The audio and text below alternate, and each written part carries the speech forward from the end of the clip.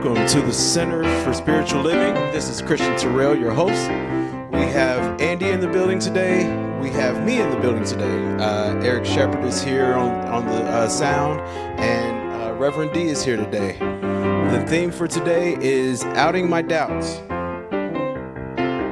And over to you, Andy.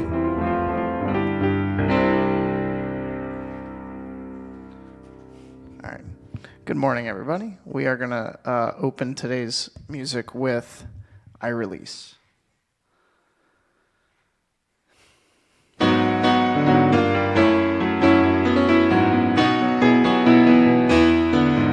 release and I let go. I let the Spirit run my life, and my heart is open wide.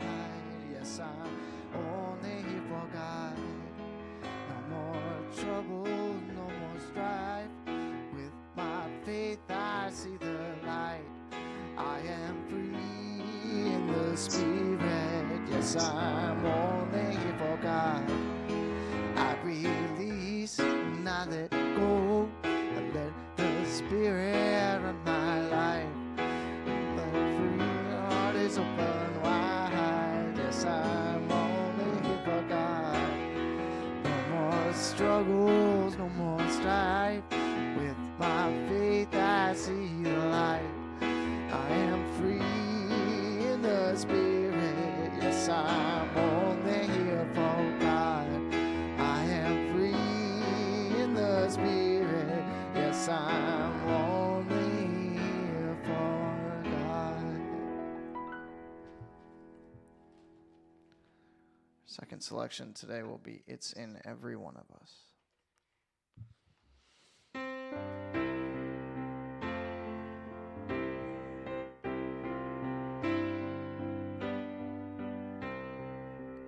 It's in every one of us to be wise. Find your heart, open up both your eyes.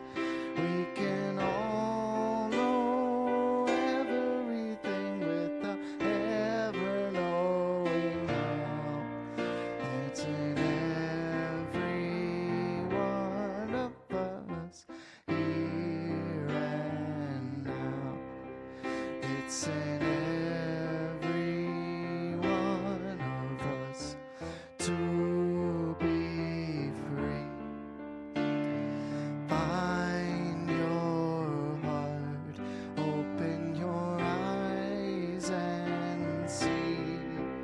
We can all have everything without ever knowing how.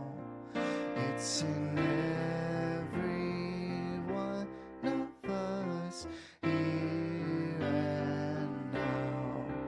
It's in every one of us, here and now.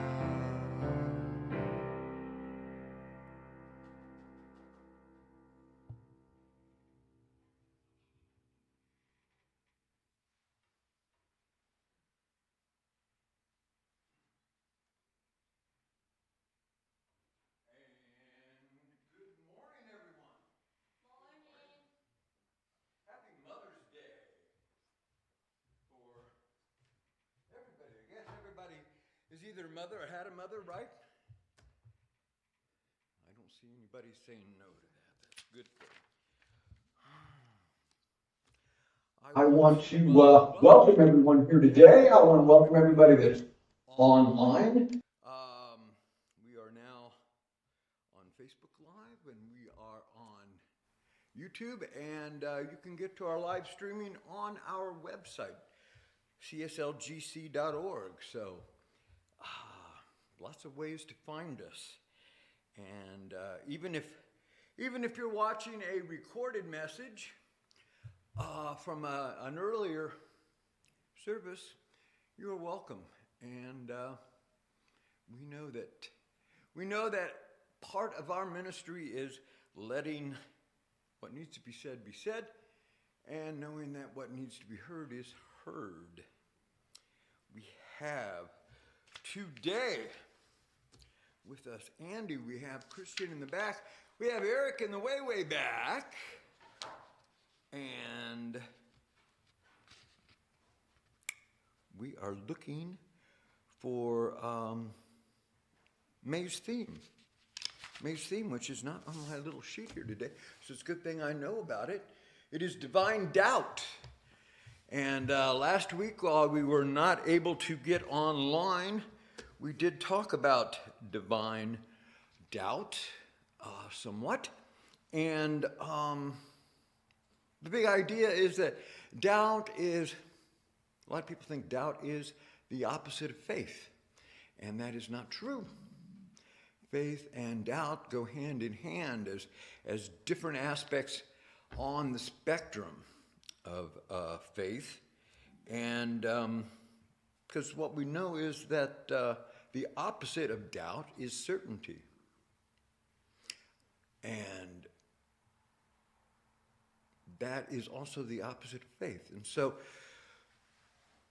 we don't want to discourage doubt, and we want to take doubt out of that range or out of that context of being something to avoid, something to overcome, and put it in that place where it belongs on the spiritual path as a means of direction and a means of obtaining certainty.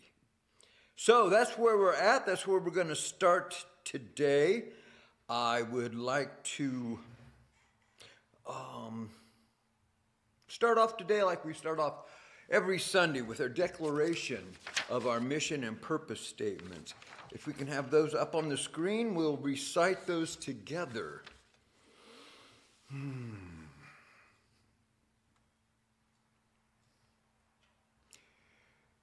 It is not that one. We'll get to that one a little later on. We're still grateful you started. We are. Oh, we are Center for Spiritual Living, a creative spiritual community with a vision of a world that works for everyone. Our mission is to embody and teach spiritual principle. We are radically inclusive and spiritually progressive, and yes, lives are transformed. We celebrate the truth and know there is only one life. It is the perfect life of spirit, and it is our life now. Andy, would you set a tone for us this morning?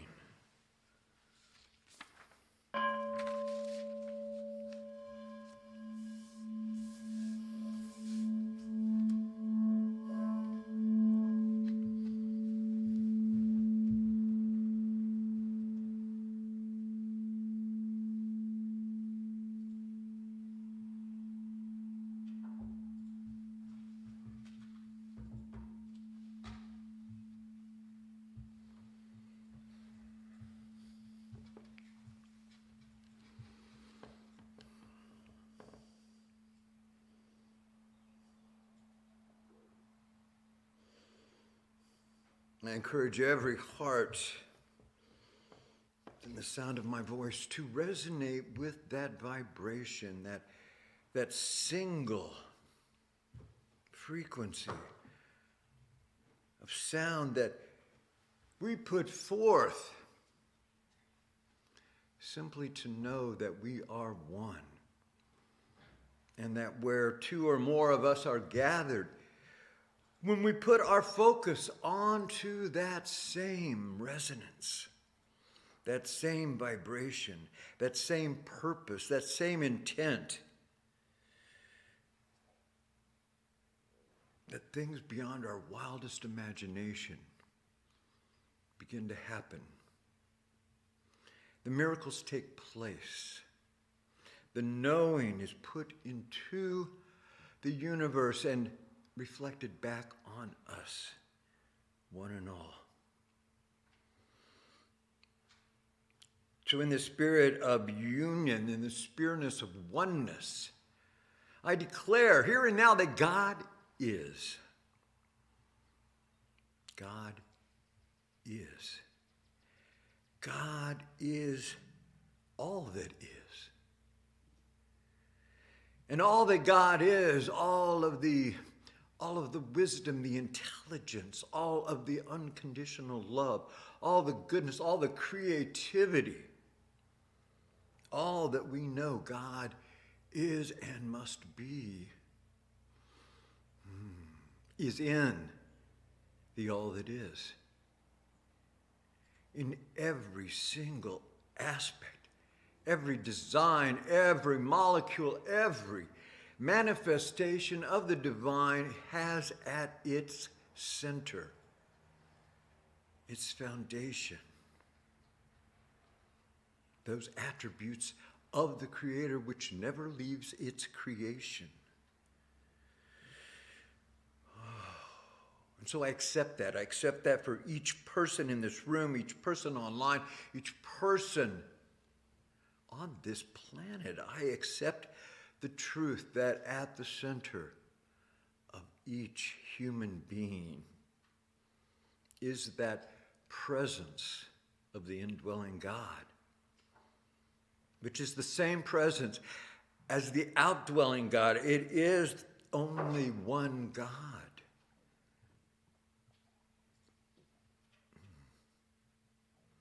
And it moves in and through and as everything that we see and everything that we do not see. As this is true, I know that it moves in and through each of us according to our intention, according to our will, according to our choice.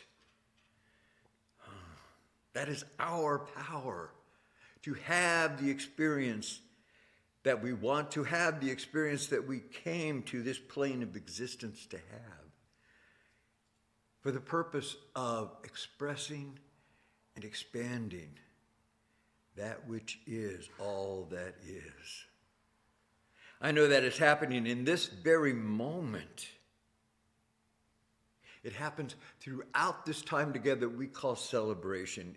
It is a time to be glad, to be grateful, to give thanks, and then allow it to be. And so it is. I'm going to start off today with a time of reading. However, it's a little less of reading and a little more of a testimonial in celebration of today, which is Mother's Day. And so if I can, have Christian come forward.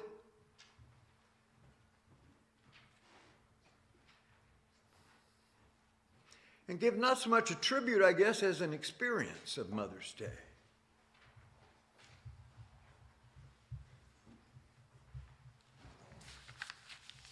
Thank you, Reverend D. Good morning, everybody. Good morning. First off, I want to say Happy Mother's Day.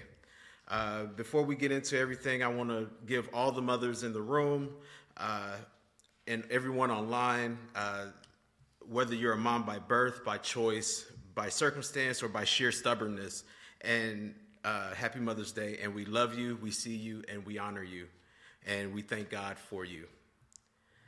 All right, let me tell you a story. So when I was about 6 or 7, and when I was about maybe 6 or 7 years old, I had done something that I was incredibly proud of. I had sold candy during lunch at my elementary school, and I had made actual money, my own money. I felt like a CEO, a very short CEO with no idea of what he was doing, but a CEO nonetheless. So my dad and I went to Walgreens after school, and somewhere in between the cleaning supplies and greeting cards, something hit me. I could actually do something for my mom on Mother's Day. So I told my dad, I want to give Mom something she'll love and keep forever. And my dad, without missing a beat, says, Christian, whatever you give her, she will love it, and she will cherish it forever. So I decided I would go through that store with a mission. I searched every aisle, every shelf, and I found plenty of things, but nothing felt right. And then I saw it, this little box. It looked like sand, colorful layered sand, a candle kit, and it was $3. I picked it up, I looked at it, and then I put it back down. $3. My mom deserves more than $3. My mom deserves $100, $1,000. She deserves the whole store. My dad finally caught up with me and said, "You have looked at everything in the store. What is the problem?" And I told him the truth. I'm like, I don't know, Dad. I found this, but it's only $3. And he said something that stopped me cold. He said, "You don't just get to buy something, you get to make it. When you put your mind to it and your heart to it, you will make sure that it's perfect." I was a bit skeptical, but it came from my dad, so it had to be true, right? I bought the kit, went home, and I got to work. Now, let me tell you, it was painstaking making this stupid candle. I took the little dowel and I mixed every single little piece of wax so carefully so it mixed just right into the candle, and it faded beautifully into the next color, and it felt like it took forever. Probably only took me about 30 minutes, but it felt like forever. But when it was done, it was perfect. And then that doubt hit me like a freight train. What if she doesn't like it? What if it's not good enough? What if she smiles and says, "Oh, how sweet," and then puts it in a drawer somewhere and forgets that it ever existed? I was so scared she would hate it that I almost didn't give it to her.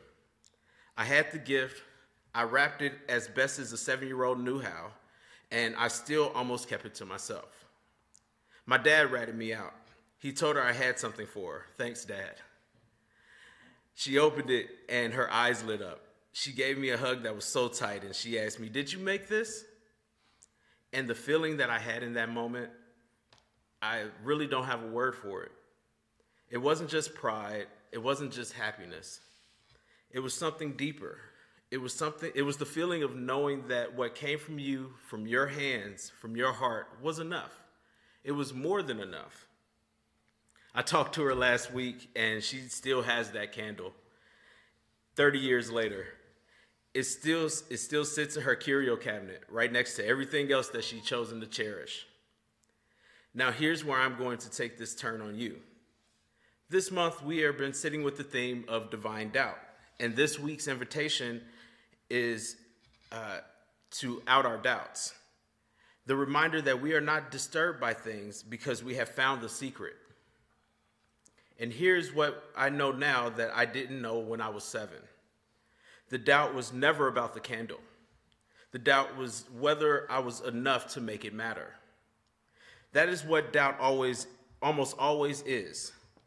It is rarely about the things in front of us. It is almost always about whether we ourselves are sufficient to bring it to life. I almost kept that gift because I was more afraid of my own inadequacy than I was committed to my love for my mother. And isn't that what we do? We have something real, something made from the heart, something God put in our hands, and we talk ourselves out of giving it. The science of mind teaches us that we are not disturbed by things, not by the price tag, not by the size of the box, not by how it looks from the outside, but the secret is this: the power was never in the thing. The power is the consciousness behind it. My dad knew that. My mother knew that. It took me 30 years in a curio cabinet to really get it. Doubt is not always the enemy of faith. Sometimes divine doubt is the thing that makes us look closer, go deeper, and put more of ourselves into what we are creating.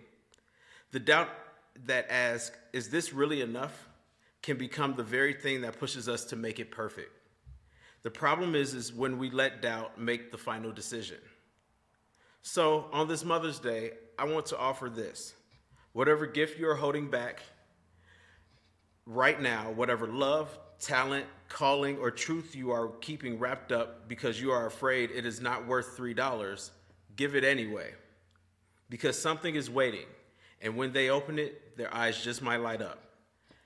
Happy Mother's Day. We love you, and we are grateful. And so it is.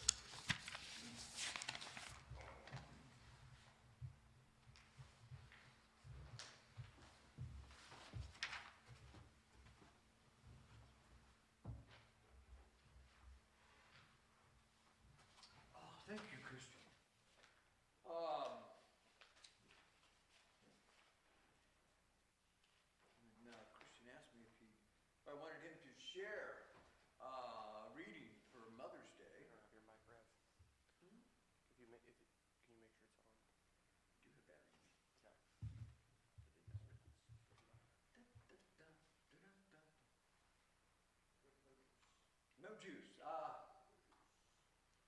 This is Eric. Eric is in charge of juice.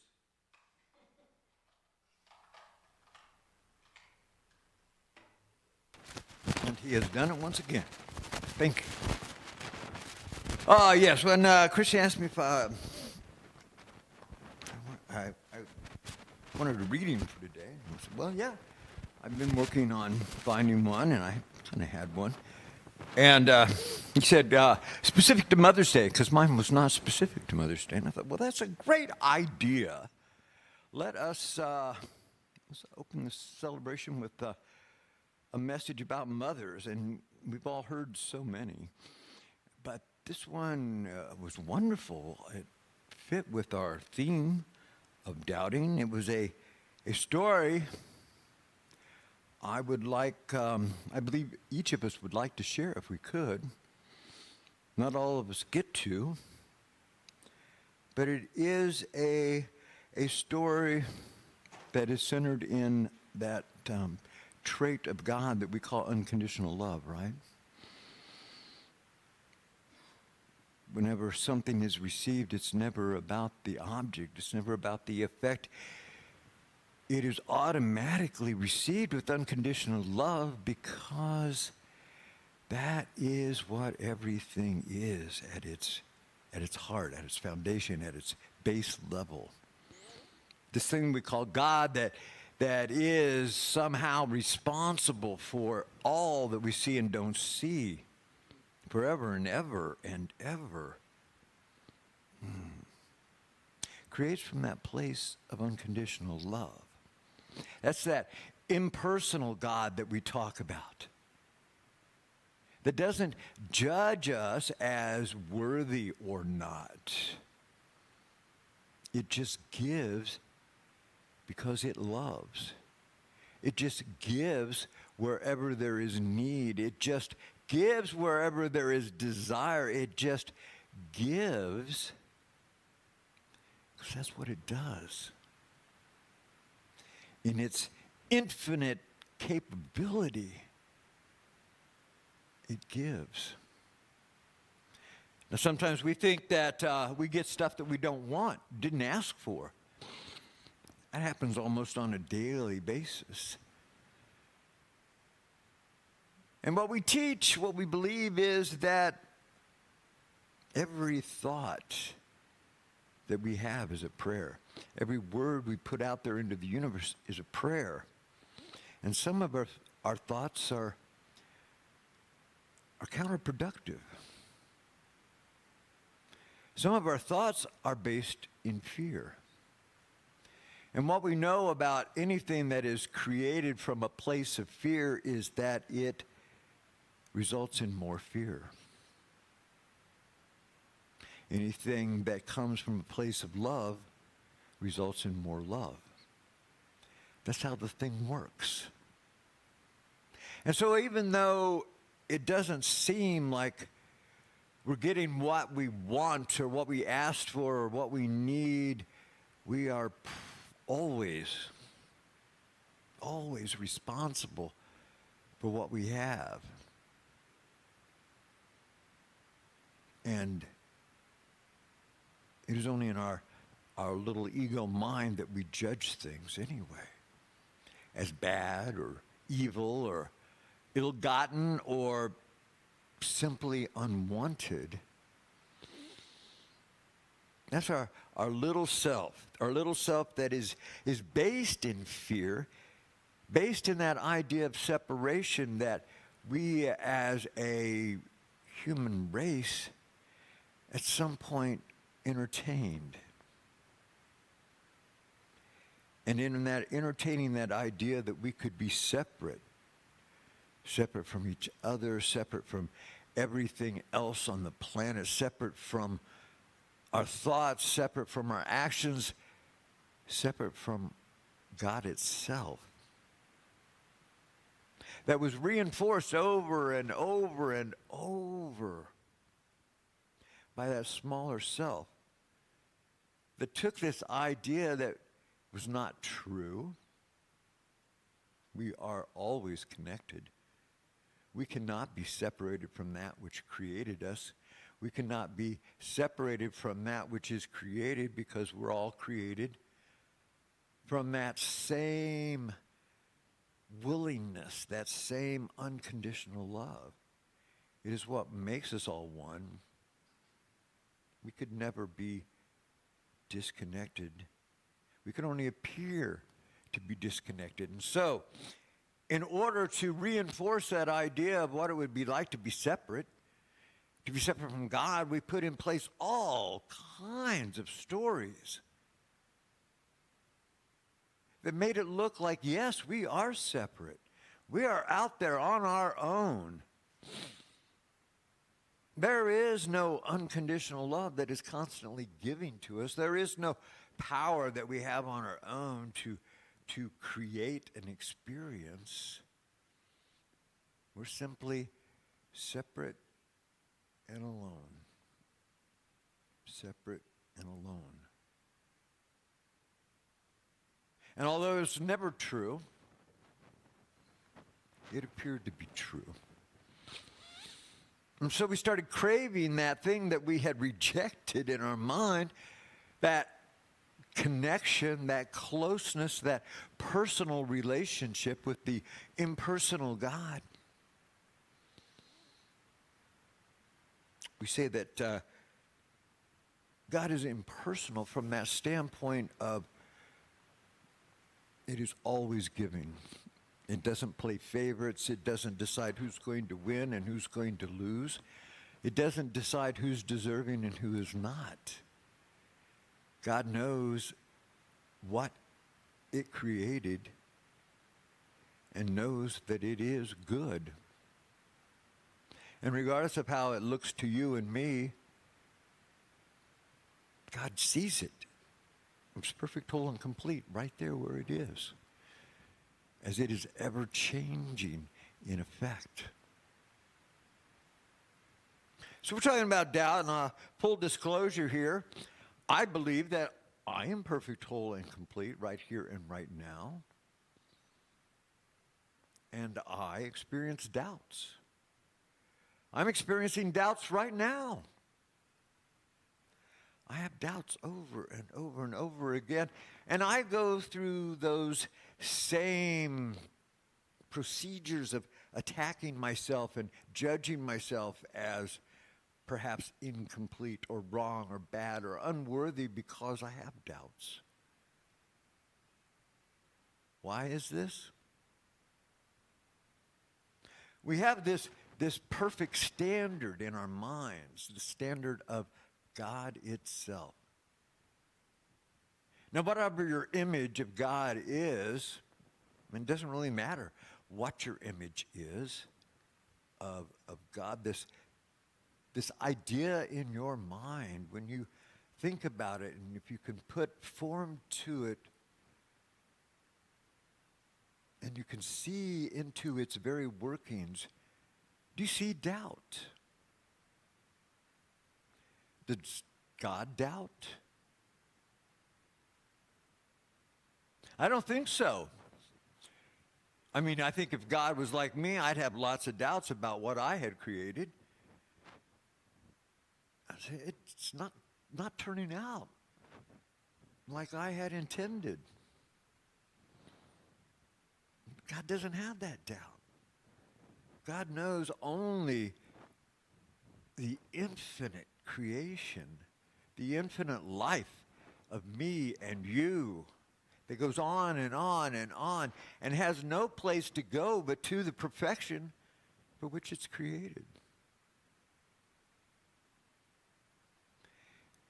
And that step-by-step progress of this thing called life, perhaps even this thing called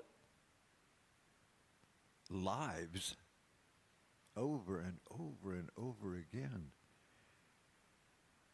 out into the infinite, this process of learning, this process of coming to know, this process of being able to express in a way that only I can express, the way you can only express. That is the perfection. That is what this whole thing is all about. This idea of God expressing and expanding as everything that God is. You've heard me say before, there's only one thing going on right here and right now. There's only one thing ever going on. And that is the increase, the more in expression of all that God is. And it's done individually by every blade of grass, every animal that comes onto the scene, every person that has been born and evolved into this state of humanity where we are right here and now. Each one of us are individualized expressions of that divine. What does that mean to each of us personally? Ernest Holmes taught, and we have taken up as one of our core beliefs that God is personal to anyone and everyone who has that connection with that which is the center of their being, that which is God itself, that which is the God they are reflecting. If you have a notion of that, if you have a feeling that there is something in you that is possible, that is not from you, perhaps that is that divine spark within. And that is the personal relationship with the I am that I am. So we're talking about doubt again. If doubt is divine, what does that mean? Basically, like I said earlier, what we're talking about is taking the idea of doubt, which has a lot of negatives attached to it, right? Not very many people think of positive doubt. But in fact, doubt can be that which takes us exactly where we need to go in this experience called life, in this thing called a spiritual path. A doubt is a great place to start looking.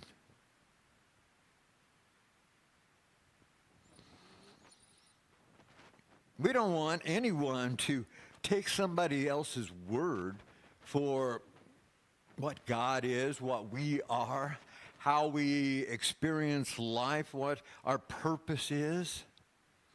You know, we have ideas and we have beliefs, and some of us have knowing. But my knowing cannot be your knowing. That is the point. We all have to do this work individually. And we look at other people, we look at people to be examples. We look at people to be that wise person that has something to share, maybe has an idea that we can take and run with. Maybe there are people that have gone through that very same doubt that I have before me and worked their way through it and came out the other side. I'd like to find out how they did it, you know, because I'll give it a shot. Otherwise, I might just have to go to the library and get another 1,200 books to read that will lead me to that place where I can be rid of the doubt. And it has helped us here in New Thought. Going back to ancient wisdom and seeing if there is another way to look at truth. We know in this thing called creation that everything is changing all of the time. Everything is moving, everything is vibrating, everything has this idea of a frequency. Everything is evolving and expanding and changing all the time. And there is no stopping it. It's the way it is. There are a few constants.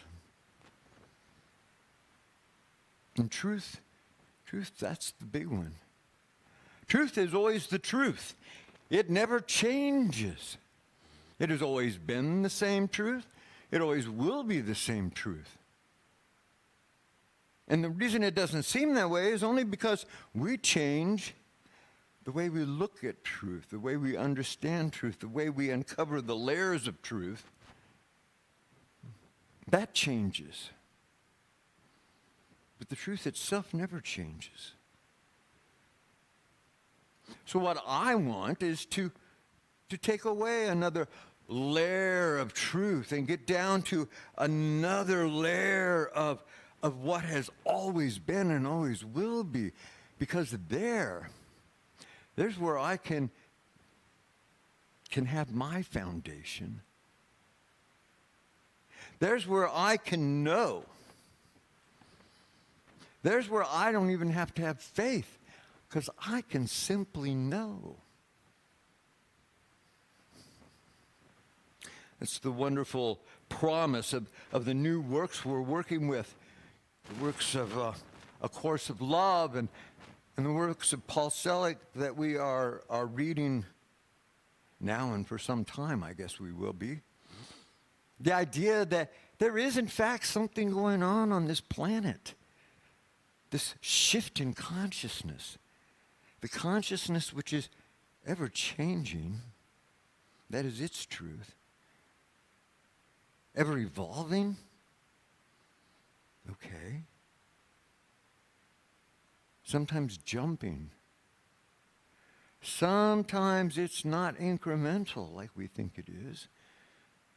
Sometimes there is a springing forth of an idea that we've been working on for so long, so many generations, that when it is finally brought to our attention, said in a way that we can all understand it, we can all say yes to it. And in that one giant yes across the world, across the population of this thing called the human race, everything changes. Because everything has in its mind, in its vision, that new way of looking at the truth that has never changed.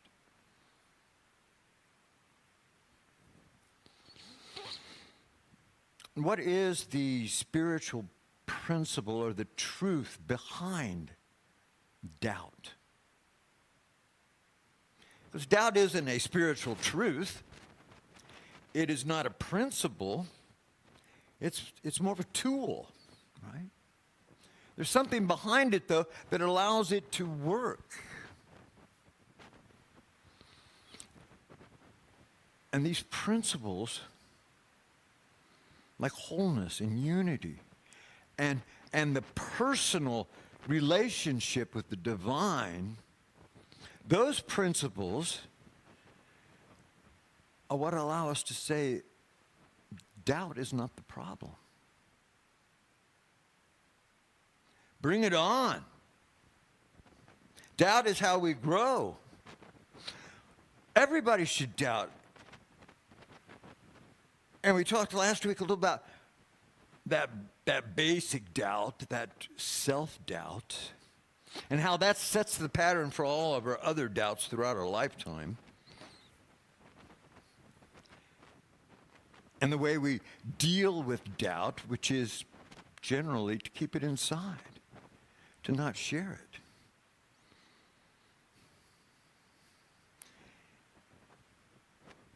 it. You might tell me that God is unconditional love all the time.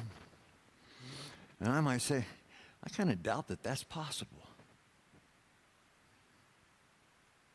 But I'm not going to say that, right? Because I'm afraid. Everybody around me thinks that's possible. They think that's the truth. If I say that, they're going to shun me. They're going to say, there's no hope for you. Get thee behind me, you know? And so we keep our doubts to ourselves. You know, we turn them over in our mind over and over and over again. We look for the evidence that will refute them. But how much easier would it be to be able to share them? To share them the way we share our faith, or we share all that is certain about us. The way we share our personality, that part of our personality that rewards us. So we keep our doubts to ourselves. And we prolong the process. And we don't have to do that. What we know is that we are, each of us, perfect, whole, and complete right here and right now in this moment, because that's the way it always has to be.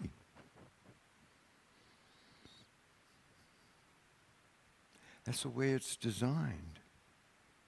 And if I can share that with you, and you can share that with me, we can support each other in overcoming any doubt that we have, however long that might take, or accepting it as that's the way we are. And it's okay. You are not a bad person because you have doubts. I am not unworthy because I have doubts.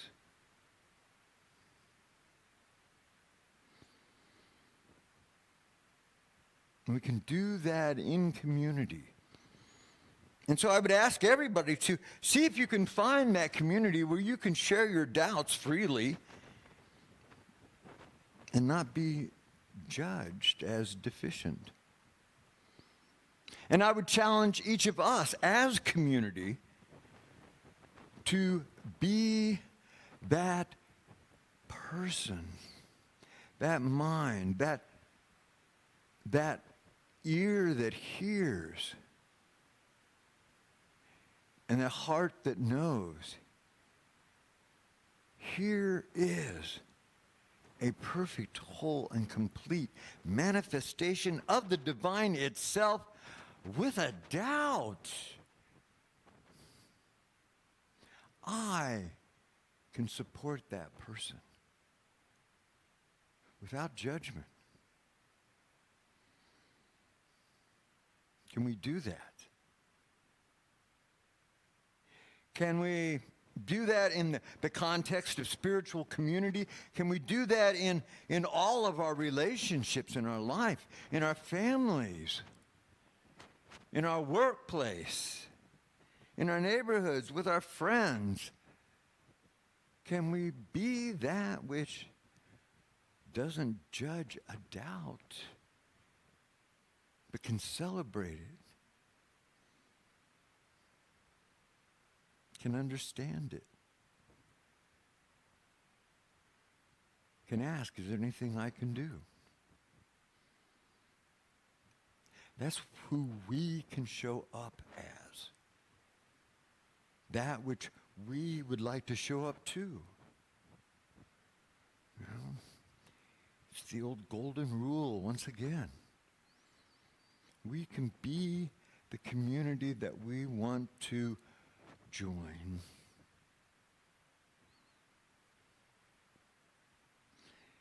And know that there is no separation in that idea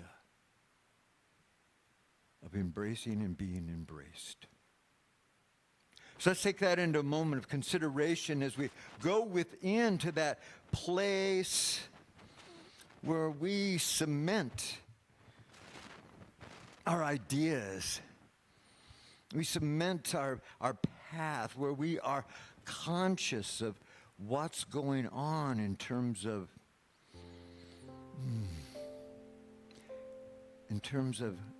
my relationship with my God.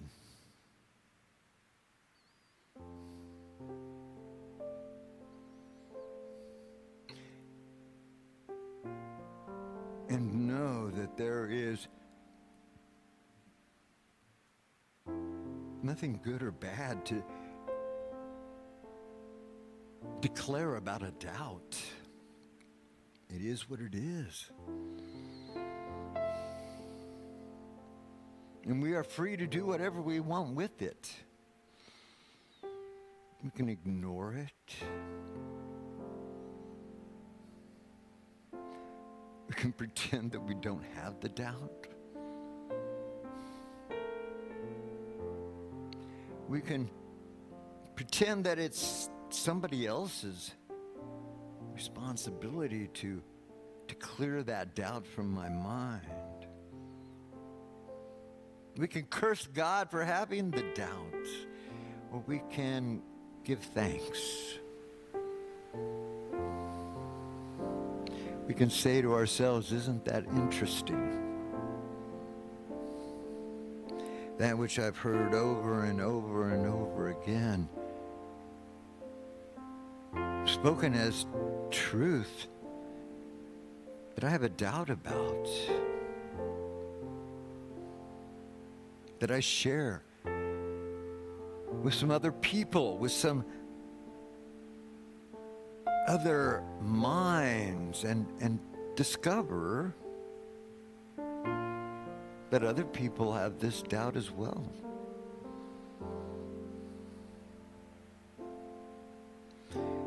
And perhaps it's not a matter of not enough faith.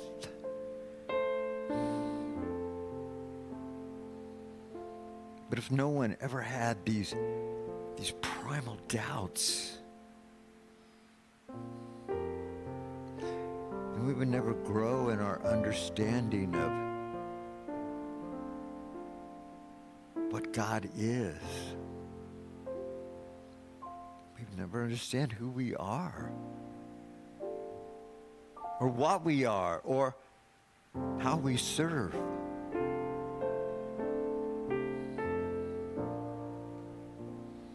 Perhaps it would look like unity as we all nodded our heads and said, yes, that's the truth.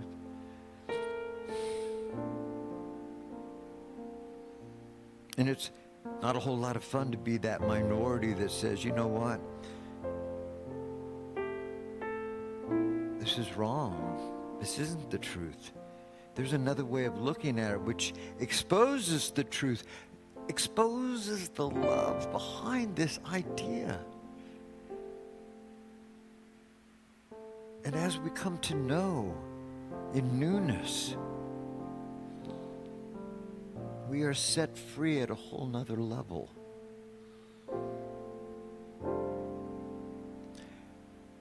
To experience this thing called life. The one life that is God's life. That is my life now. That is your life now. That with this newfound freedom and perspective, I can see as the life of every living person on this planet.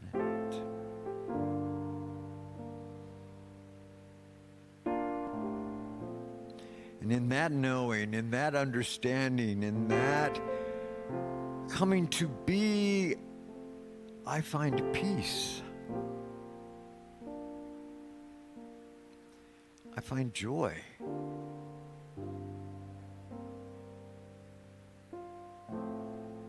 I find another level of truth. And I give thanks. And so it is.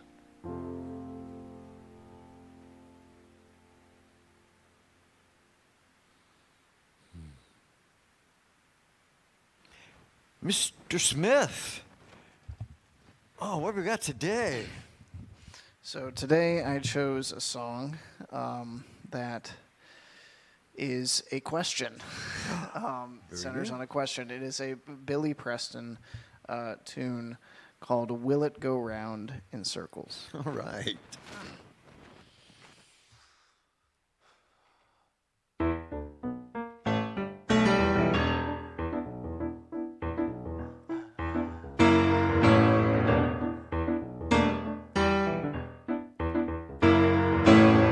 I've got a song that ain't got no melody. I'm gonna sing it to my friends. I've got a song that ain't got no melody. I'm gonna sing it to my friends. Will it go round in circles? Will it fly high like a bird up in the sky? Will it go round in circles? Will it fly high like a bird up in the sky? I've got a story, ain't got no hero. Let it all play out every once in a while. I've got a story, ain't got no hero. I let it all play out every once in a while. But will it go round in circles? Will it fly high like a bird up in the sky? Will it go round in circles? Will it fly high like a bird up in the sky?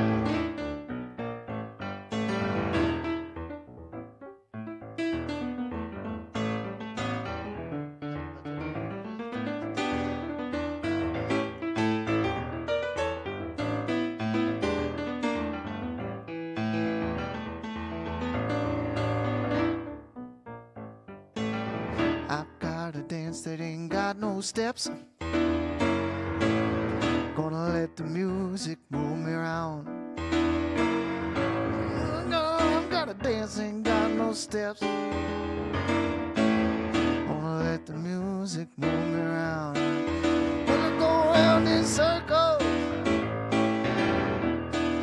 Will it fly high like a bird up in the sky? Will it go round in circles? Yeah. Will it fly high like a bird up in the sky? Will it go round in circles? Will it fly high like a bird up in the sky? Yeah. Will it go round in circles? Will it fly high like a bird up in the sky? Yeah.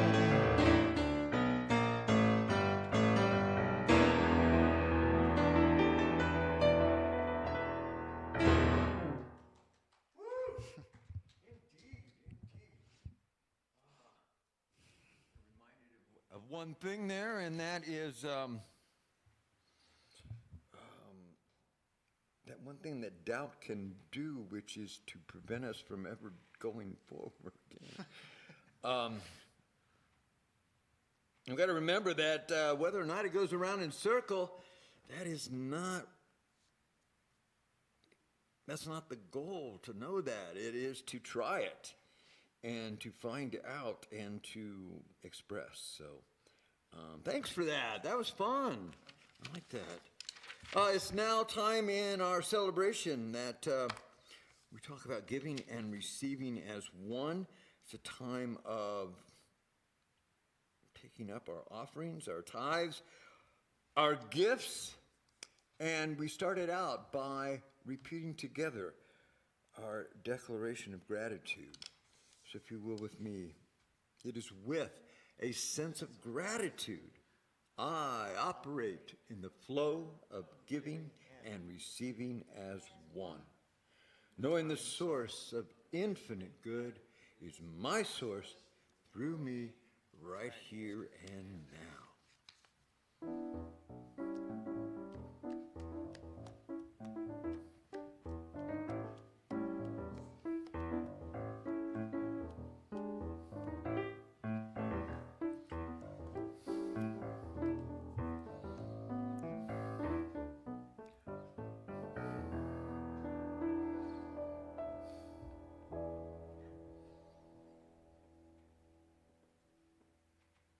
Christian, was there anything new in ways to give this week? Nothing new in ways to give. We still have Cash App, PayPal. You can text 844-592-2593 or scan the QR code on the screen now. Or you can also mail your gift or tithe to CSLGC at 5701 Murray Avenue, Cincinnati, Ohio, 45277. All right. And come here and put cash in the basket. We like cash too, don't we? So let's give thanks in this moment, knowing that the source of all that is, all the good, all that supports you and me in this thing called life, everything ultimately comes to that one source of unconditional love that we call God. For that knowing, I say thank you.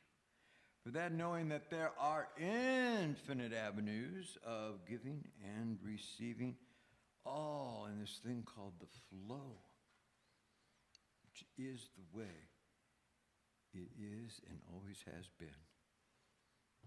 For that I say thank you. For that I give and receive as one, and so it is. Thank you, Leah. Christian, do we have any announcements today? Certainly. We have the CSL Appreciating Relationships Dialogue on Wednesdays. The date on there is wrong. It's weekly, from 7 o'clock to 8:30 p.m. You can ask your questions, concerns, or anything you would like to talk about on Wednesday, if it's like the theme or, what you plan on doing during the week. We welcome all questions and we'll answer anything that you have for us.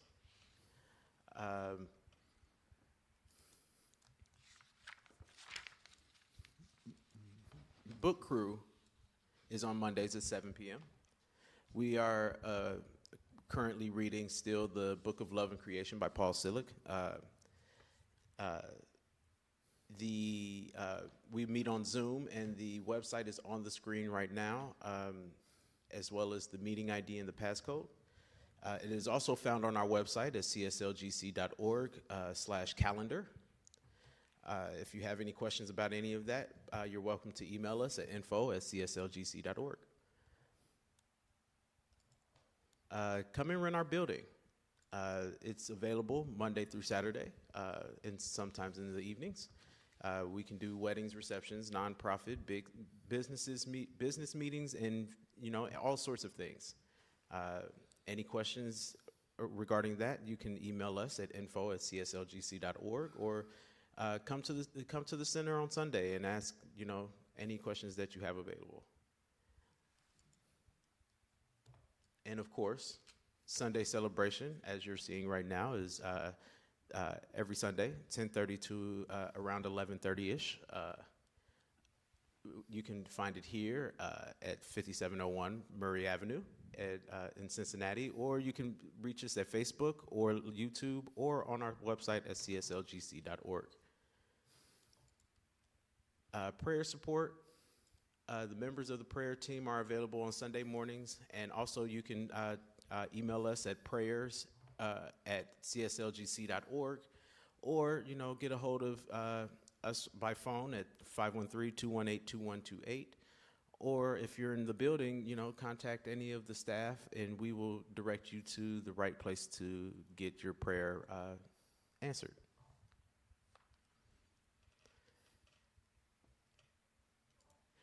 Any suggestions, comments, or concerns, feel free to bring them to me or Reverend D or Practitioner Dale or any of the member of the staff. You can reach us directly at 513-218-2128, cslgc218@gmail.com, or info@cslgc.org, and that will do it today. All right. One more thing. Happy I'm Mother's Day to everyone again. Anyone who is a mother or who is a mother in spirit. I do know that we have one rescheduled item, and that is our spring cleanup, which we were not able to do yesterday, so it has been move to the last Saturday in May, which is the 30th? 30th. We have confirmation that is the 30th this year. And so stay tuned. We'll have some more information, and we'll all come out on Saturday the 30th and do some spring cleaning. Anybody online that has a birthday in May this year? No one online that I know of. But you have a birthday coming up in the next couple of days. Is that right? I do not put that out there. I'm not going to lie again. Leah, thank you. Yes, I have another birthday coming up next week or this week. And Shall we sing happy birthday? I think guess we could should. sing happy birthday to me. 1, 2. Happy birthday to you. Happy birthday to you. Happy birthday, Reverend D, and everyone else. Happy birthday to you. Well, so much for keeping that one under wraps. I Too late. love it. Let's sing out, would you?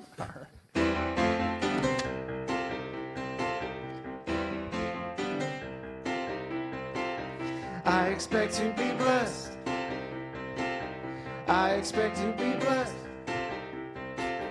I expect to be blessed. Put my faith to the test. Live life fully expressed. Yes, yes, yes. I expect to be blessed. I expect to be blessed. I expect to be blessed. I expect to be blessed. Put my faith to the test. Live life fully expressed. Yes, yes, yes. I expect to be blessed. I expect to be blessed. I expect to be blessed. I expect to be blessed.